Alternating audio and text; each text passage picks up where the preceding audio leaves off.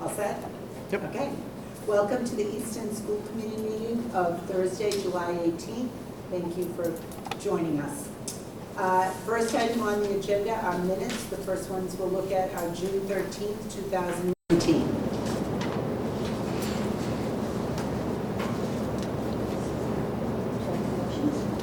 Not yet.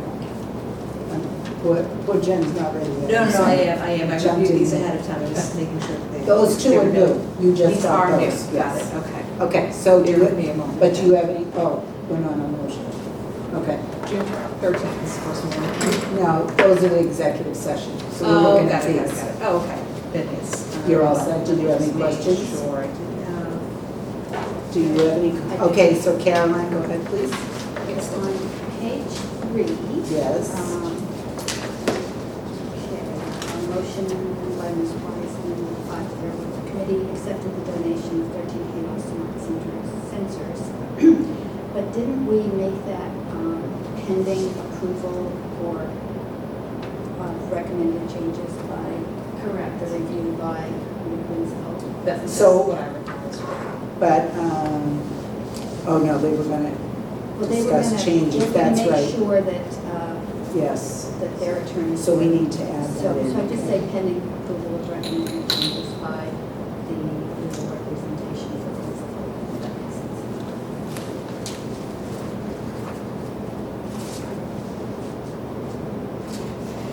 All right. Were there any other comments that you had, Caroline? So, And Jen? I have On what page? On page 4, Yeah.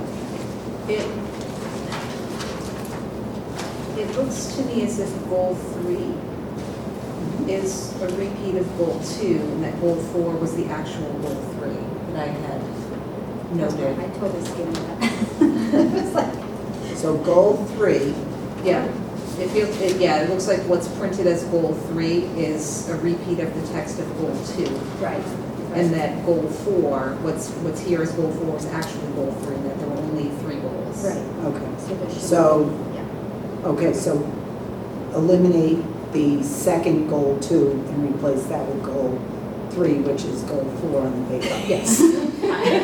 Thanks for clarifying. You all got that. Wait a minute, I'm not sure that, I'm not sure.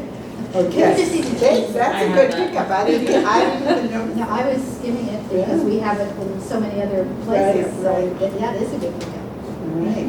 And then I also wanted to, on page 6, about a little more than halfway down the page, where it says there was a question about an override. And the note here is that Dr. Cabral said that it is unlawful for her and the committee to talk about an override. That doesn't strike me as what you said. That's not. So I I don't know can't what you would remember have the said, but can't. it wasn't that. We We can't- can't be part of the formal campaign. is So the we initial can't ballot. initiate an override.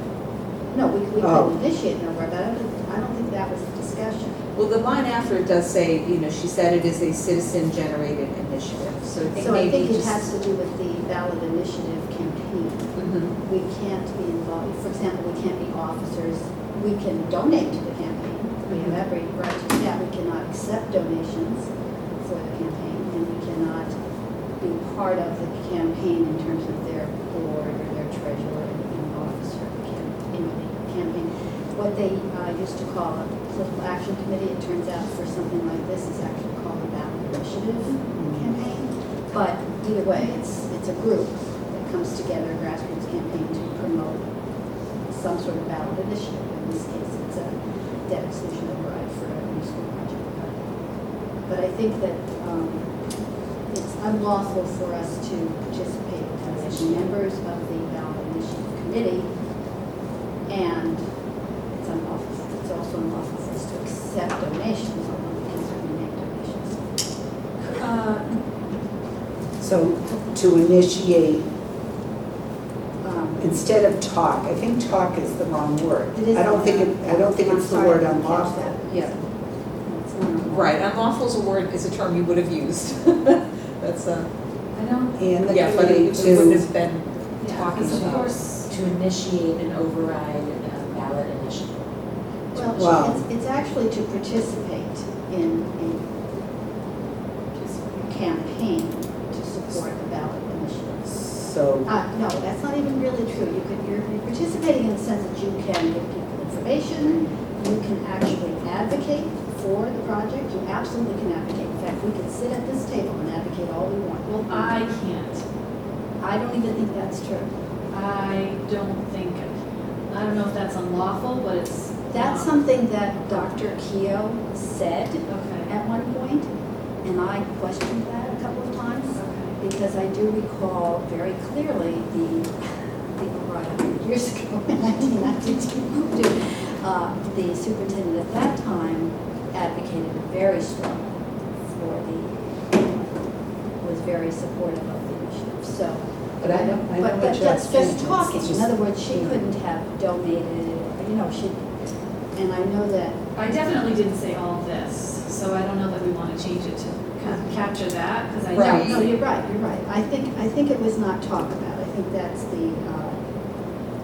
think it's that you actively participate in a campaign to promote the override, something like that. It's actually, no, it's not even true, because you're participating if you promote the campaign. Now, I'm just trying to think how we can word this, because I know what it is. Request or campaign for an override? You can campaign for an override in the sense Request, that you maybe call for an request. override. I think It's the a- question was, if I'm remembering correctly, someone in the audience asked, can you get an override going? Oh, And that's my right, you're right, point you're was right. trying to say that we can't actually initiate it, and that's why That's it's right. followed by saying it's a citizen-generated You're initiative. you're exactly right, I remember now, it is, somebody said, can't you just get this started? Right. And in fact, no, but what you then responded to was that the Board of Selectmen had to put it on the ballot too. We can't put it on the ballot. Right. So, I think you did elaborate, I think you did mention the Board of Selectmen role, but, Could it be that Dr. Cabral said that she and the committee cannot initiate an override? no, right. Cannot initiate. So Yeah, get, that's more accurate to what I said. so Dr. Cabral said that She and the committee. Cannot initiate. said that she and the committee cannot initiate an override. Okay. She said that it is a citizen-generated initiative. Right, yeah. So that makes sense in that context. Yeah. Right, Kim, you're That was- so good. That was all I had all right. for that one. Okay. Do I have a motion to accept the minutes of Thursday, June 13th with corrections? So moved. Second. And then, all those in favor? Well, I know she's going to, I know Lynn's not here, so. Okay. I got it. The next minutes are Friday, June 21st.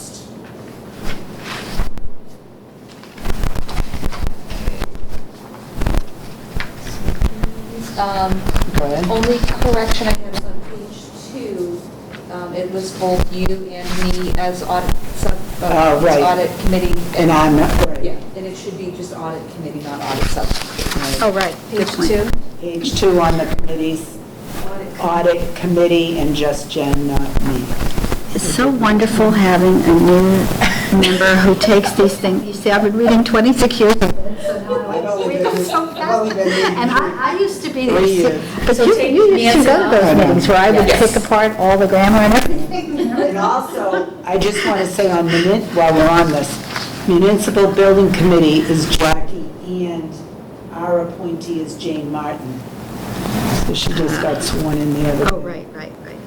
That's our, even though she's not a committee person, she's our appointee to that committee.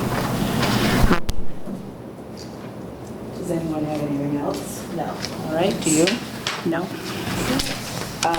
I'll make a motion to accept with the corrections the school committee minutes of Friday, June 21st. All those in favor? Second? Oh, second, Caroline. All those in favor? Okay, thank you. All right, next, and we're almost there. Minutes of Thursday, June 27th. We had no That was no the, comments or corrections. right, Yep. that was the 3. All right. Okay. Any, Okay, I move that we accept the school committee meeting minutes of Thursday, June 27th. Second. All those in favor? Okay, thank you. And just as an aside, even though I was not at that 3-minute meeting, Yeah. I can still approve the minutes. Beautiful. Okay, next we have executive session minutes. And the first one will be from May 30th. And I know you just got these, so if you need a second to look them over, do your speed reading or whatever.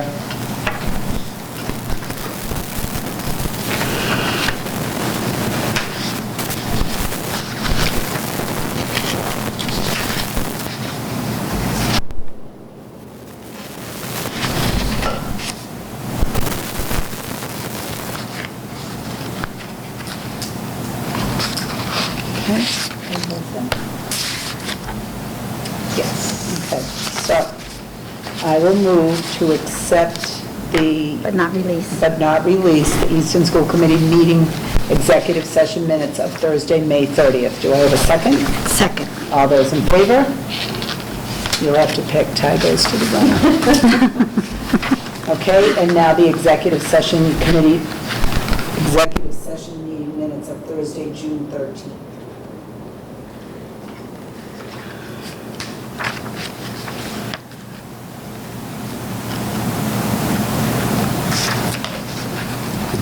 Okay, all right. So I'll make a motion to accept but not release the executive meeting minutes of June 13th. Second. Okay, those in favor? Thank you. Okay, now let's move on.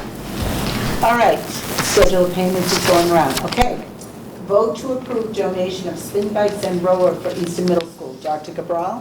Thank you. Corinne McCarthy is the department chair of the Physical Education, Health and Wellness Department. She is here to tell us about an exciting donation of 5 spin bikes and 1 rower for the department, and she'll give you the details for that. Please, Corinne. Back in the spring, Sarah Selman from the YMCA contacted me and to see, which she reached out to me to see if we would be interested in getting a Duncan brand is the company that donated the bike, that was donating the bike, and they were used bikes, but they were in good condition. So we actually are doing a little change with the programming at the high school for a course called group exercise. So I thought it would be a perfect opportunity to bring these bikes in. So at the end of the school year, Darcy ended up contacting me about delivery. So we made sure we found a spot, all that stuff, so everything is good to go. They also was a rower. So the bikes are actually going to be at OA. The rower will be at EMS. But they are about $150 each, so they're in great condition and really be great for our program. How do you spell Duncan? Dunkin' brand, it's like Dunkin' Donuts. They just Oh, call themselves Dunkin' brand. Yeah, that's Okay. just the Yeah. Okay. name now. All right, so it's like Duncan. I was thinking like Duncan yo-yos. Okay, I'm old. That's All right. So the bikes are going to OA and the rower is going to EMS. Okay. Yes, and so like the Y always thinks of us, and I just really appreciate that. And we are very thankful for them thinking of us all the time. Yeah, the Y's a wonderful partner for us Yeah. in so many ways. Could I ahead. just have a question? I didn't quite hear what you said the new program would be, something exercise? So the course that we have, Yeah. we have electives coming in for next year, and one of the courses called group exercise. Oh, group exercise. Yeah, Okay, I'm so sorry, I like- just missed the word. Okay, that's great. Many different ways, kind of just to keep, because I think the bikes are really going to be a Oh, it's big part perfect. of our program. Perfect, yeah. Beautiful. I just want to remind you, with the coordinated program review, we did have a finding that we're not offering 4 years of physical education and wellness for our high school students. So Corinne has done a fantastic job working with West Paul at the high school to expand our offerings, and this is one of the new electives that we will be supporting this coming year, but there are others as well. So Corinne's done a fantastic job doing that, and also finding materials to support it, so. Any other discussion? Well, I actually have a question based on what you said. So forgive me if I have this wrong, but my understanding was that if kids are participating as varsity in varsity sports, that counts? Yes. Oh, good, okay, I They just wanted get to a sure that waiver. was. There's a Yes, waiver. they apply for a waiver. Waiver, okay, that's, And I don't think it's varsity, I think oh, just Yeah.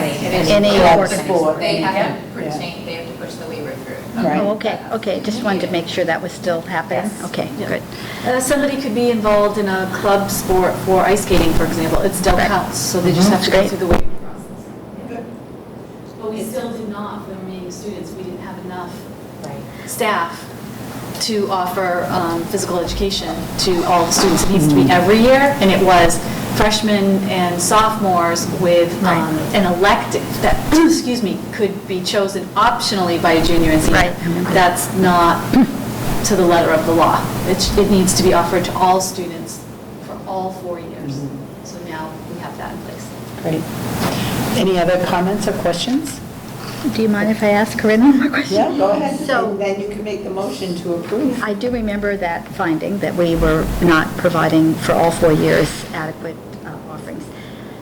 Has there been an increase in participation in the organized sports or in the, like the varsity or junior varsity, whatever sports, as a consequence of this? In other words, are kids wanting to take other things as electives, say, an extra science course or whatever, so therefore choosing, do you think, to take?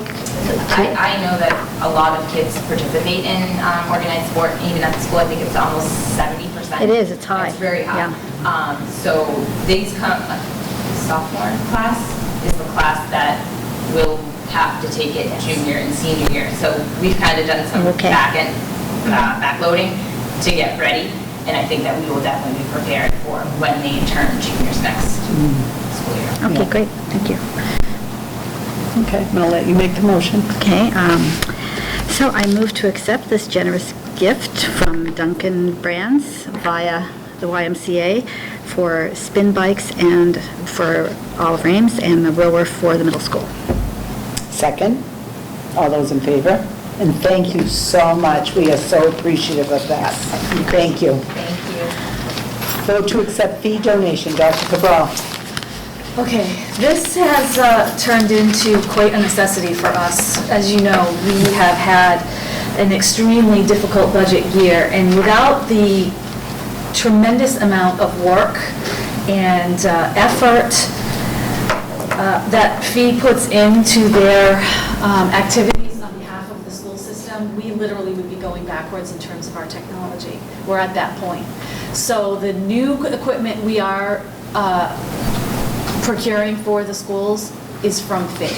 And so here tonight, Amy Siegel is here, the Vice President of fee, and she's going to discuss what their $20,119.09 donation is going to provide to the public schools. So we're so thankful and so excited about this, and you're really keeping us at level service in technology. So I'm sure they will express their appreciation. I'll let you give more details about the donation itself. Yes, like you said, again, Amy Siegel, along with Lisa Carey, Co-chair. co-chairs with co-chairs of fee. And when we started back in 2017, we kind of regrouped and tried to establish a goal with your input, Alicia, and really focus on technology. And the goal was to bring enough money so that we could get 300 Chromebooks and 10 carts from RO up through OA. And this donation is just the latest in that endeavor, and I think we're pretty close. I don't have the exact numbers, but this particular donation of $20,000 bought 60 more Chromebooks and 2 carts. So the great news is that the momentum has continued the last 3 years, and we couldn't do it, of course, without the generous parents and the folks that have responded to our direct donation campaigns, the local businesses that continue to sponsor us over the course of the summer and with volleyball tournaments. So we're excited to be looking ahead and thinking about what else is needed once we've reached that goal, hopefully after this summer's direct donation campaign. So we're happy to do this, and we're looking forward to collaborating more with the school committee and the school department and John to really figure out what the next step is for the technology needs of the students. Thank you very Does much. anyone have any questions or comments? Well, I have been off and on with FEE for a very long time, and I just have to say, it's always been such an incredible group of people, but I think particularly now that it's a smaller group, the people involved are just doing so much more, because there's just still the same amount of need. And so I know that we're all very grateful to you and to Lisa and to everyone on FEE for this. I do have a question, though. Could you tell us a little bit about the direct donation campaign, just, in case anybody does watch this middle of the summer meeting? Yeah, we're going to leverage, I have to meet with Lisa as far as the timing, but we're going to leverage what we've done in the past 2 summers now, which is flyers out, reaching out to businesses that have donated to us in the past, and really just appealing to the parents. We've talked a little bit about ways that we can put the word out for maybe folks that don't have students in the district. But we've been pretty successful with a donation, a direct campaign on Facebook and social media and in flyers. So that's the plan right now. It'll be interesting to see how what the input is there after 3 years of doing this. I think we may need to start thinking about other ways of raising money, but between the summertime direct donation and the volleyball tournament in the fall, we're hoping that we can continue what we've been doing the last few years. Well, and the great advantage of a direct donation campaign is you don't have to buy wrapping paper or candy, or or hit up all your relatives. That's right. That's So. right. It's easy and it's been effective Right. so far.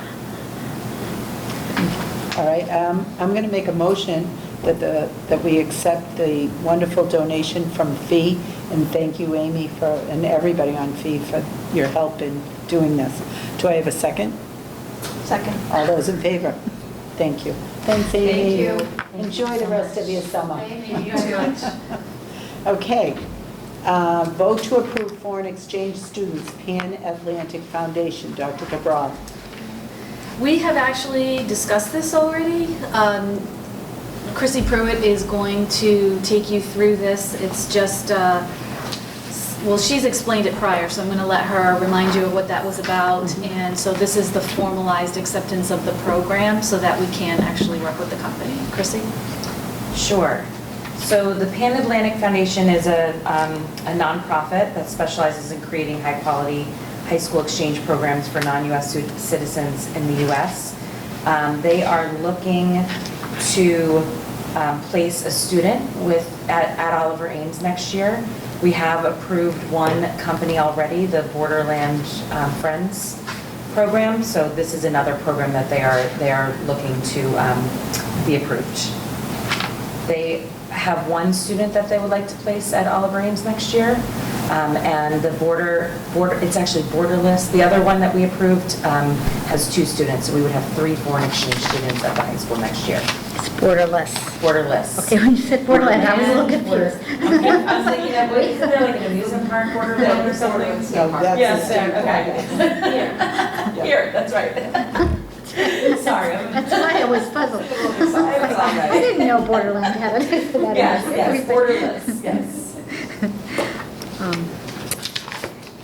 All right, so when we had our meeting before, this is a different company. Yes, and so the policy, right the here, school I've got committee it. policy is that the company needs to be approved by the school committee Okay. before they can place a student at Oliver Ames. And they will only place students at Oliver Ames with the principal's permission, so with Westfall's permission, based on enrollment. Okay. So this will be the 3rd student and the final student placed For for next next year. Okay. Do we know where the student will be from? I don't know where the student will be from yet. Mhm. I have not received that information yet. We did have a list of students that needed placement, though, and there was a great variety of countries. Yes. So it was exciting. It really depends on the host family. They work with the host family and the student, and if the student chooses to come to this area and the host family reads a biography, it's beneficial to both the host family and the student.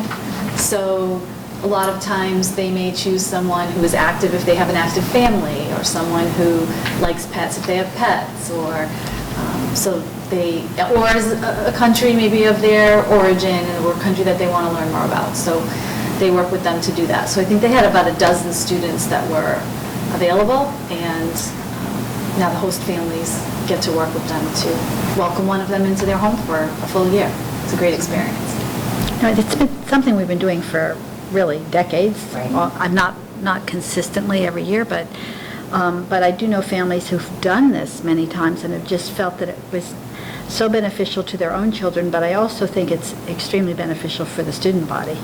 You know, Absolutely. For other, Absolutely. you know, so. Unfortunately, we can't offer this kind of experience for all of our students, but having a student from another country come here, that's a great second option.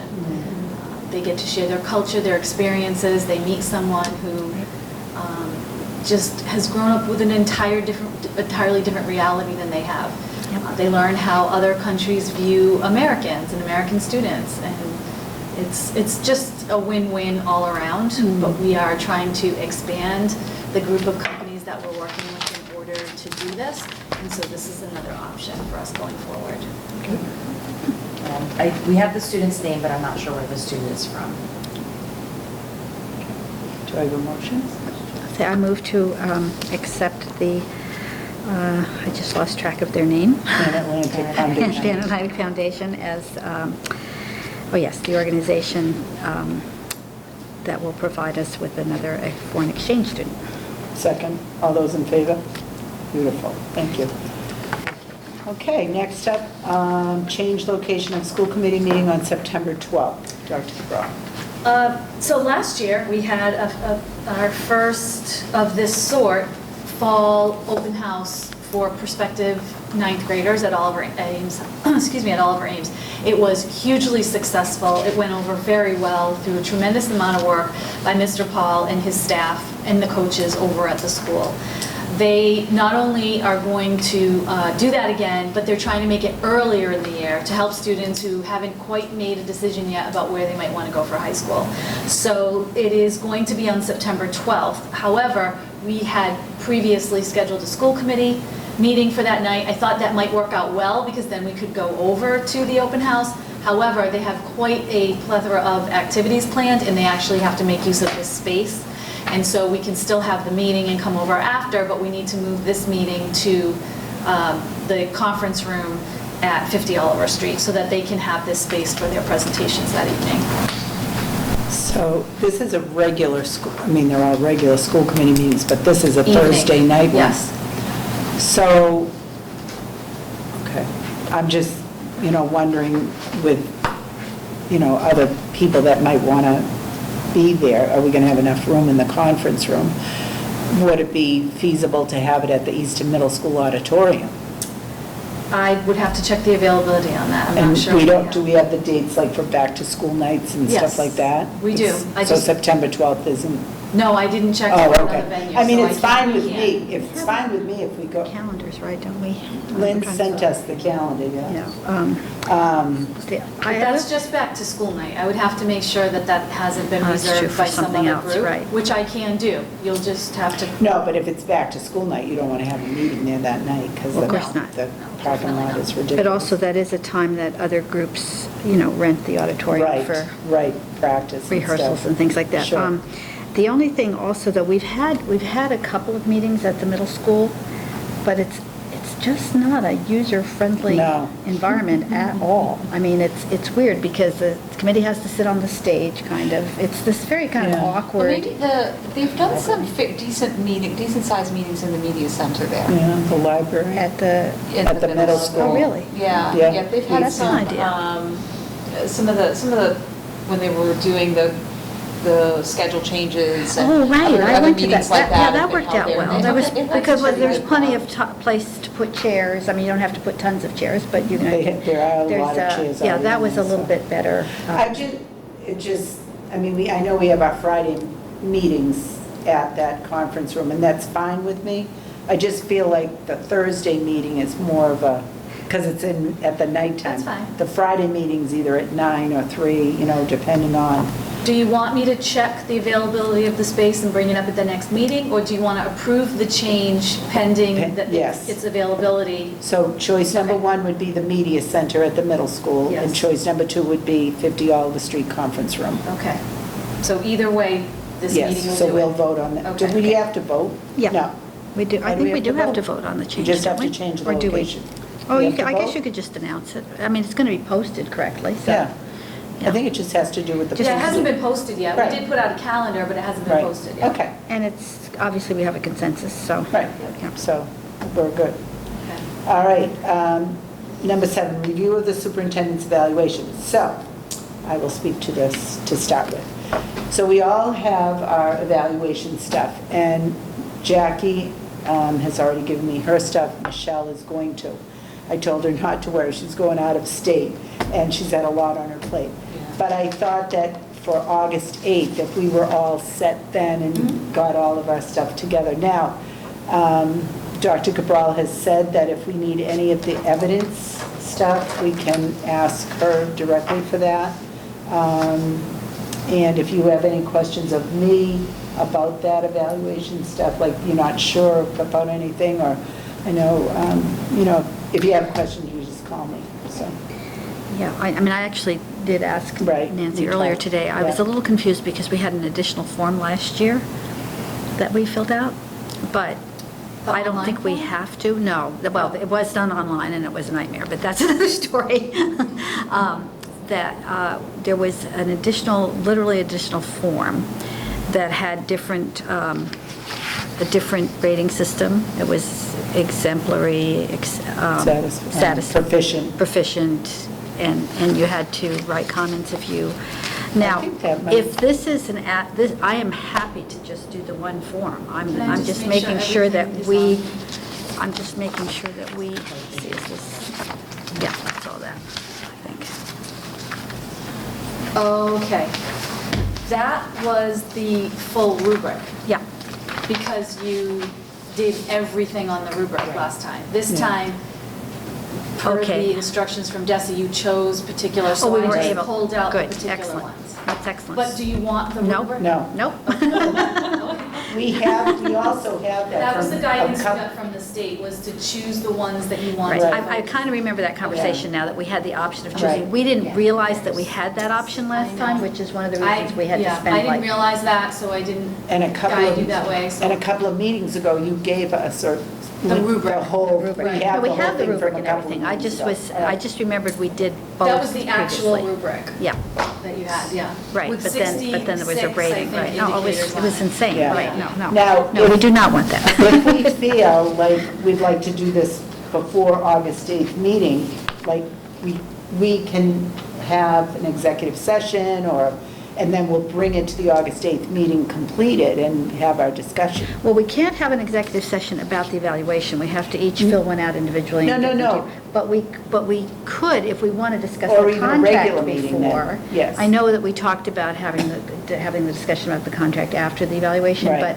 if we felt like we were comfortable at least, initiating a discussion about the contract, that could be an executive session. And I would kind of recommend that we at least have an initial discussion of that before Yeah. the 8th, if that would be okay. Yeah.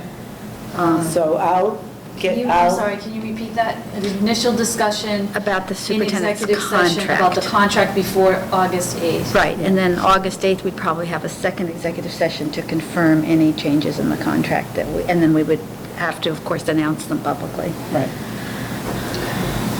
Does that make sense? And then discussion on August 8th Discussion, at the meeting. now, you're saying that we'll discuss, so we'll get this stuff to you before August 8th, and then we Right. can, Yes. you can give a kind of, I think typically what the chair does is kind of summarize the And I would get- ratings. I would get and- that to you. I would get all the 5 findings put together back to you. Can't do it. It has to be at that meeting. Yep. Okay? But that's what I'm saying. So maybe I'm not even saying executive session. Maybe I'm saying we could have another school committee meeting Oh, okay. that would address the evaluation rather than Okay, well, correct me if I'm August, wrong. I don't know, just but to get it My moving. understanding is that every single thing we say about the evaluation has to be in a public Okay, session. I thought. That not, okay. now, the superintendent contract and discussion of the That's- contract, and certainly you can, when you're discussing a contract, take into account your each individual member's evaluation of the superintendent's performance. I mean, that's part of the, it's not part of the actual discussion, but it's part of what you would be bringing to the discussion about the contract. That's executive session. That's just contract. But as far as the evaluation, please correct me if I'm wrong. I believe that's We true. have to have all discussion. This is as the legislature continues to exempt itself from all public scrutiny. They just keep coming up with more and more rules. I think they're about to announce that we can't meet at the supermarket and discuss the produce if we have a quorum. I don't know, but just, So because you, Nancy, are you looking to have a school committee meeting before the 8th? No, not now. No, not executive session, an actual meeting. No, Oh, no. okay. Nancy, what you're saying is so logical and so sensible and would be so beneficial to all of us, and I think to Dr. Cabral. And for years, that's exactly what we did, is we met round table, we talked about, our experiences with whoever the superintendent was and what we thought was going well, what we thought, could use some, improvement, whatever. And it was a nice give and take, and it makes perfect sense when you have a group of 5 people evaluating someone to allow them to discuss that without the scrutiny of, the whole world. But, because you want to be able to, have an open, relaxed discussion. Right. But apparently, they keep kind of tightening the rules. And I And we believe want to do now, it correctly. I believe now that we can only discuss this with each other when when the camera's on and other Okay. people are. So you're going to discuss the evaluation at the August 8th meeting? Is that what you're saying? I'm capturing this for you. Do we vote on this evaluation? I can't remember, did we actually vote? I have to go back and look. I can't remember if we vote. The evaluation?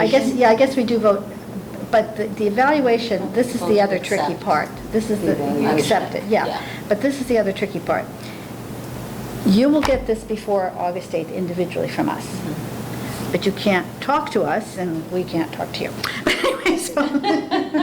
But anyway, I'm not meaning to make light of this, but it is a little frustrating that we can't do this in what would amount to a much more logical way. So you would give us the sort of averages of these ratings, and then you can put together a sort of summary of the comments if you wish. However, all of the comments become part of the evaluation. So the other option you would have is simply to break it out into the goals, the 6 goals, and say these are the comments for this goal, this goal, this goal. You could decide whether you want to kind of say the general sense of the committee for this goal was this. The individual comments would then be attached, would not be part of the discussion in open meeting, but would be attached to the...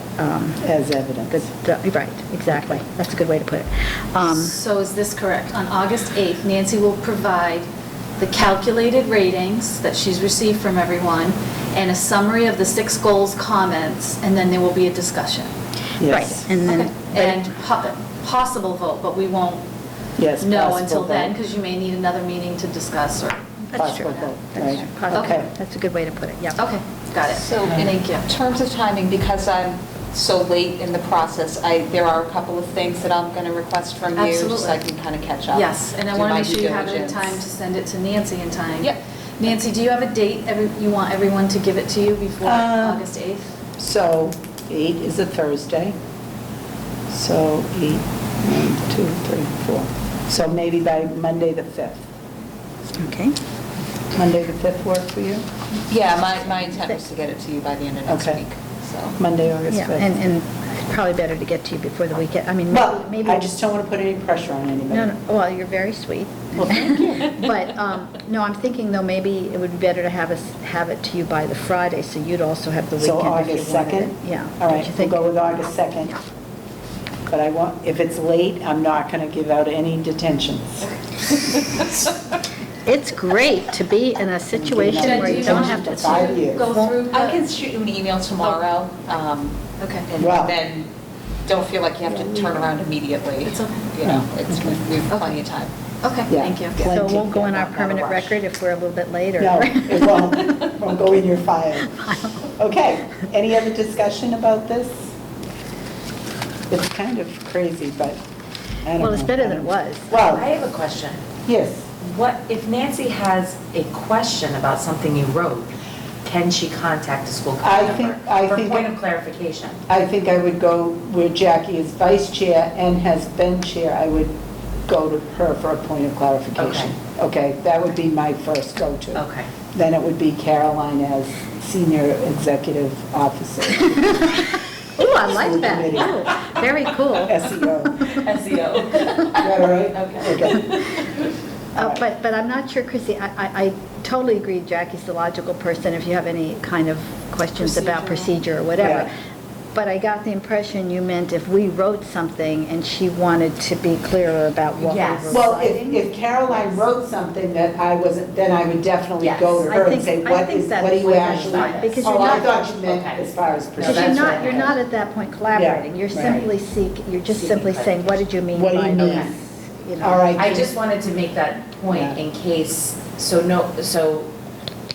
if you do have something that you don't understand, you I will be can- reaching out to the yes. school committee members to Yes. say, you know, what was your intent by this, to seek clarification. Right. And so that- Singularly. Singularly, Right. So because that all the that's still information just, that's in the summary. And that would be will the accurate. only discussion at all. right, it's not, and that's, the Right. information only goes really one way. Correct. You're Right. asking a question Yep. to get the information. Okay. And We're going to be watching this very who works in diligent about the it. business world must think this is insane, This because is there's a insane. Of course whole it's insane. 360 review tool out there Of that course. every company in the world uses. Love it. All right. Okay. Next, public comment. Did anyone see- have any questions about this? Oh, I just asked, For me? oh. No, my only question was whether Yeah. I did remember that we were given the opportunity to do less this time, but I didn't realize that whole, that, I'm delighted that that part of it. No, I did say that if, Jen and I were speaking, and you do have evidence, and if anybody needs that evidence, they can contact you. Yes. Thank you. Okay. Public comment, seeing none. Okay, superintendent notes, Dr. Cabral. Okay, so I am happy to report, we are continuing to work on competitive grants. Some of them are not available to us, we apply anyway, but most recently, we did receive a $20,000 security grant through the support of Representative Claire Cronin and Senators Brady and Timilty, and it was specifically written to provide surveillance cameras for the schools. All 6 schools will benefit from the grant. Obviously, the 3 lower elementary schools will be purchasing equipment that can be removed and used in the other schools later. Because part of the new, if we get the new school building project, because part of that plan is to have the equipment built into the school and not retrofitted like we're doing in all of our buildings now. So it's going to be compatible with what is currently in RO, OA, and EMS, so that as those become outdated, we'll use the equipment in the early elementary schools to replace those. So we're very excited about that. We would not have been able to purchase them otherwise. And so we're going to be doing that internally with the town electrician and our Director of Technology, John Souza. And that's happening very soon. We just put in the paperwork to receive the funds today, actually. Awesome. Yeah, That's so we're great. very thankful for that. We're very, very thankful for that grant. The second thing is just a quick update on the Halo vaping sensors. They have been ordered by Easton Wings of Hope. They should be coming in next week. And again, the electrician and John Souza will be installing those in the high school. We're hoping to have everything done and in and ready to go for the beginning of school in fall. Excellent. And that's it. Okay, thank you. Assistant Superintendent notes. Dr. Cabral, Teresa Skinner, and I attended the Massachusetts Association of School Superintendents Conference last week. It was a great conference, once again. It was the 25th anniversary, so it was a true celebration of all the progress that the organization has made. The conference had many wonderful breakout sessions, but there were 2 keynote speakers that really caught our attention and left us with many takeaways. Dr. Tyrone Howard spoke about excellence through educational equity, and Dr. Adolph Brown spoke about the importance of not only knowing our students, but also knowing their story. We are currently trying to get both speakers to come here to the district, so there will be more to come on that. And if they do come, I highly recommend that you attend their sessions. They were fantastic. Our administrators, our principals and assistant principals are attending the Massachusetts School Administrators Association Conference next week as well, so I can't wait to hear about what the takeaways that they have on that. Most of our administrators are attending that. I also spent the last 3 days down at Westport High School attending a Title IX coordinator training through the ATIXA organization. Title IX falls under civil rights and protects people from discrimination based on a protected class such as gender identity, race, religion, sexual orientation, ethnicity, nationality, age, and disability. During the training, we discussed policies and procedures, read case studies, reviewed protocols, and learned more about the laws that support Title IX. And although certification is not a requirement to serve as a Title IX coordinator in a district, we felt that this was an important training for me to attend. And as a result, I do now have a certification as a Title IX coordinator. So I'm very happy to report that. There will be more to come on that. And lastly, I just want to share with you that we do have an intern in our office this summer. Liana Gerstein is a teacher at EMS in 7th grade. She is getting her degree in educational leadership and needed to complete some hours. She has been so instrumental. The summer in central office is really focused around a lot of state reporting and state mandates, and she has been helping out so much, especially with Teresa Skinner with the reporting of circuit breaker, as well as our, believe it or not, even though we just talked about finalizing our coordinated program review, we are already entering the mid-cycle portion of the 6-year cycle, and we had to complete a self-assessment, and Liana was instrumental in helping us gain all the documents that we needed in order to complete that submission. She's been absolutely fantastic. She's also updating our civil rights documents to share with staff at the beginning of the year for our review, and has been absolutely fantastic. So it's been a great experience. We love interns. Yes, we do, and we encourage it. And she Yes. has been more than a little surprised of everything that goes on in central office, especially in the summer. I mean, all the partying and stuff like that. Totally not. No, she has been, she has shared her kind of shock about How hard everybody works, yeah. the things that go on behind the scenes that really nobody knows about or could even imagine would be a possibility as a requirement, but they are. And congratulations on your Title IX. Yes, congratulations, Thank you. that's wonderful. Very And I good. would love to have you talk a little bit more about that, like specifically what we have in Absolutely. place and what our experiences are. I mean, I think that's so important, especially these days. Anyway, but Nancy, I wanted to just mention that, you know, what you talked about with the intern. This is perfect evidence of Standard 2, Human Resources Management and Development Indicator. Implement a cohesive and inclusive approach to recruitment, hiring, induction, development, and career growth that promotes high quality and effective practice. So this is a wonderful example of creating a growth opportunity for one of our outstanding staff. So congratulations to both of you too for that. That's great. Anything else? That's it. Okay. School committee notes. I Caroline? have I a see her with her question. paper over Well, there. I I'm a have, little I, nervous. well, it's actually not my, it's a question, and it's not Okay. exactly my question. It's something Jane, who, you know, as you know, left for a 3+ week trip today, but right up to the end, she was, you know, on the, you know, the school planning, and of course, we're, I did want to mention that we had the little sub-meet, what would it be, like a module, subcommittee? the module or something for the, They're user group meetings. right, For all for different the, parts for of outdoor the- learning. And that was this weekend. It was just wonderful, but I wish you all could have been there to watch Leisha, who came back from Montreal with these incredible pictures and ideas from a botanical garden that she had visited that had all of these wonderful examples of sensory plants that provided sensory experiences and so on. But watching Leisha when she gets like excited about something, I thought, it's like I'm watching a 7-year-old? brilliant, I was going to say 9-year-old. She was like jumping up and down. She was so excited about it. But these are opportunities we do have to put in the new school project. I mean, I just wish everyone could be part of all these wonderful meetings. But that was not what I was going to talk about. Jane, as you know, is still working on that. But she asked me, she said she's been getting these, she's been reading online, but also getting these questions where people are saying things like, when we simply help balance the budget through attrition, that really isn't a big deal, but we always do that. And we always, of course, look at bubbles coming up or going away or whatever in our staff, and we move staff around. So that's no big deal.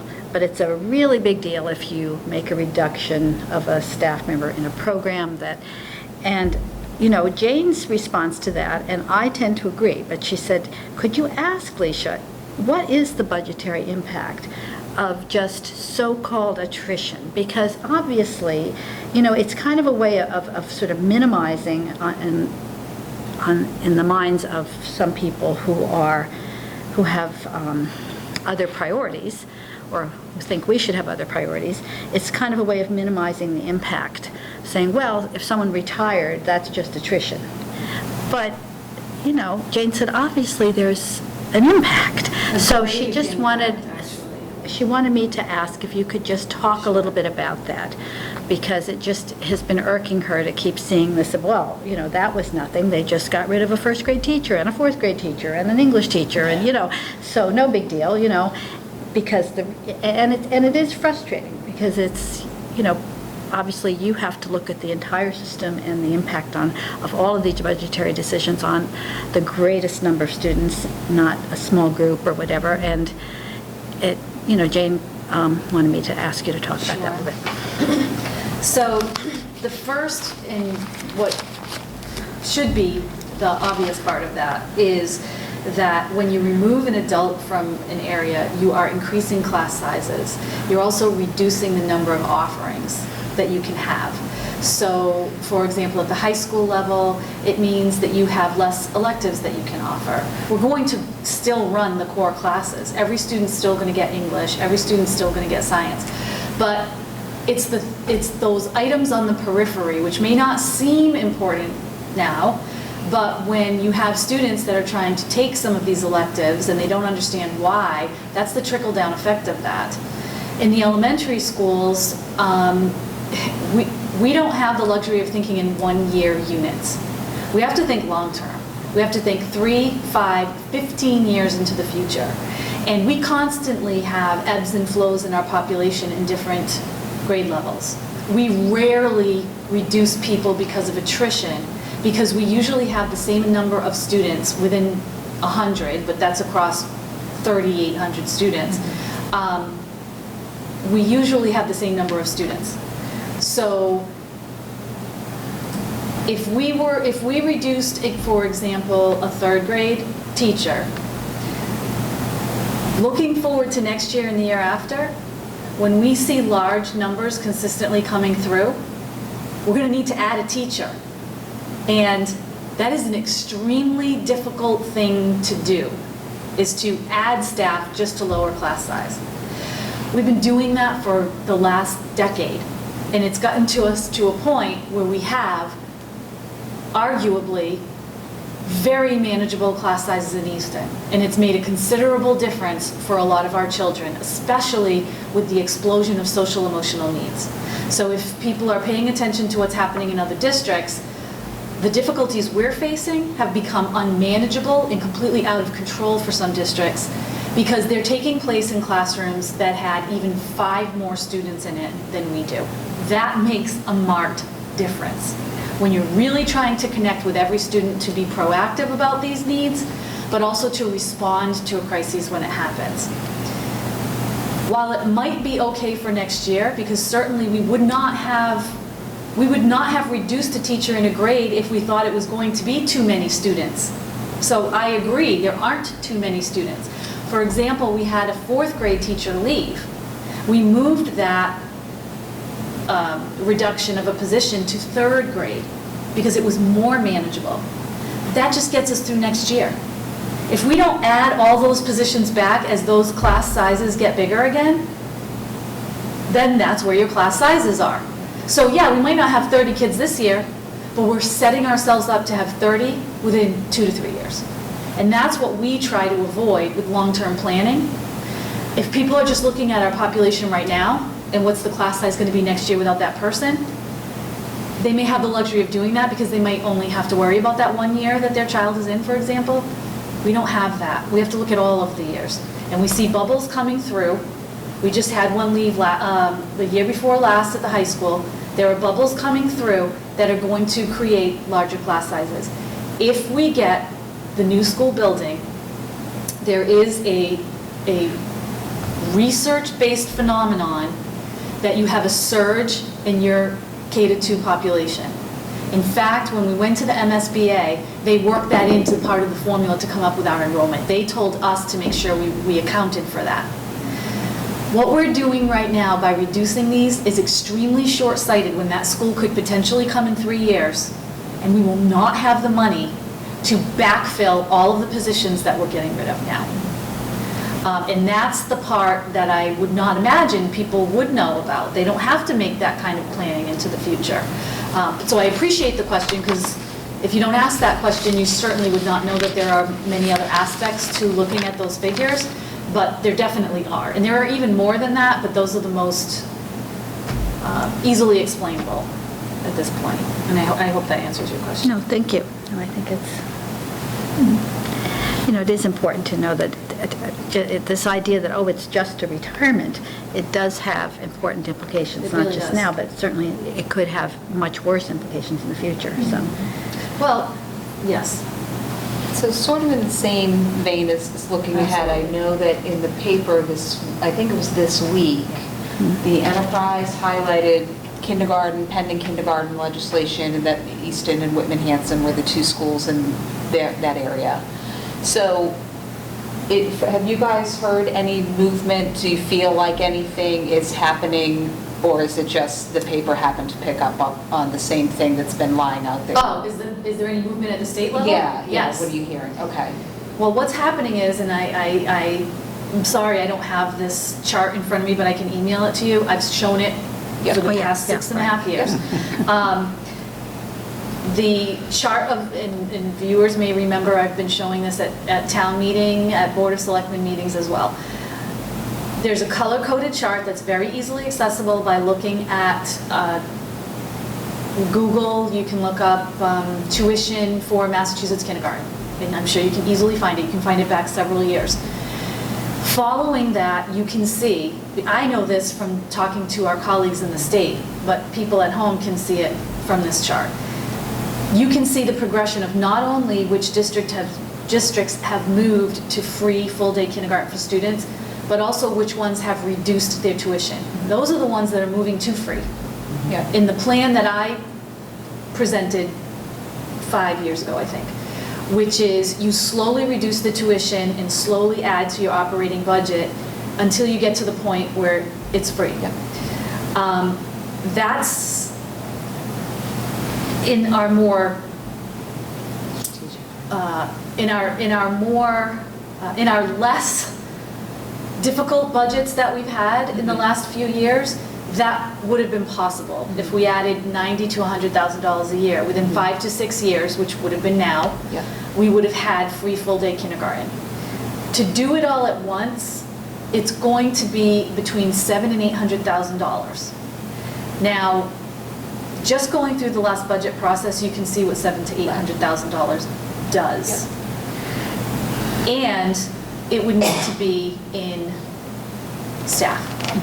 Because before we ever reduced people by attrition or eliminated positions so that people were unemployed this year, we cut every possible other area. So it would be through staff, and because when you reduce staff, you need to pay unemployment, it would be over $1 million.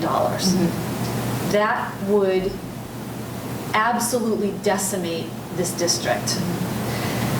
I can't predict how long the state would let us put something like that into place, but I can tell you that if you look at the other districts that don't have it, they're not your urban districts, they're not your districts that, in the eyes of the state, can't do something like that. It sounds counterintuitive, but the repercussion for not following state mandates is a reduction in federal and state funding. So that would further create a hardship on us.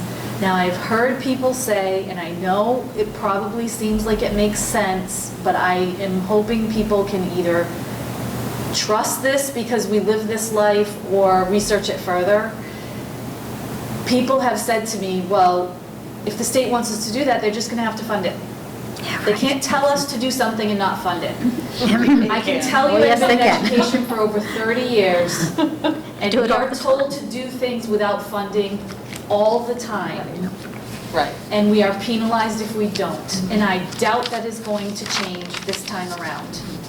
So these are the things, when we think about being short on teachers in the future, when we think about having this burden to the budget of kindergarten, when we think about not getting the school building project and the repairs that would be on the school department, when we think about, maybe 15 other things that I've said in all the meetings, and I won't be redundant, we get very concerned. And so some of the decisions we make that might not seem related are very related, because we're trying to make decisions to mitigate other things that are coming in the future.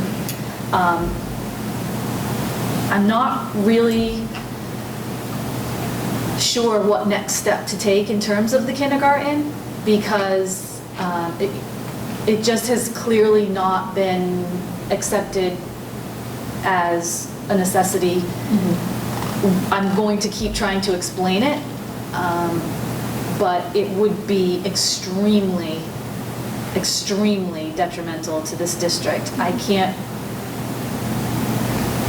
don't want to sound dramatic, but I am telling you as clearly as I possibly can that not getting the building project and not coming up with a yearly plan for this kindergarten are two of many things, but two right off the bat that would, especially combined, would completely obliterate the budget of this district. And what you've seen last year and what might be coming next year are nothing compared to what is going to happen at that point.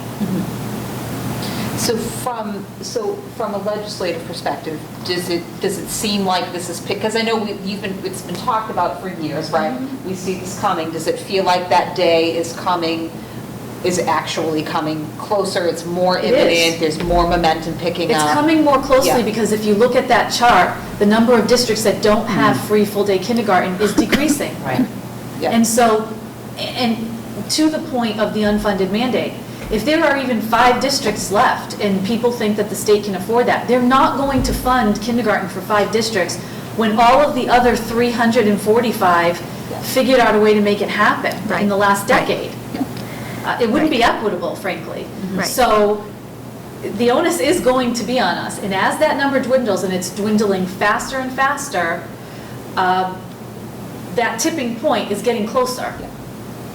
So yes, it's been talked about for years, but the fact that the number has gotten so much smaller and we still are in the top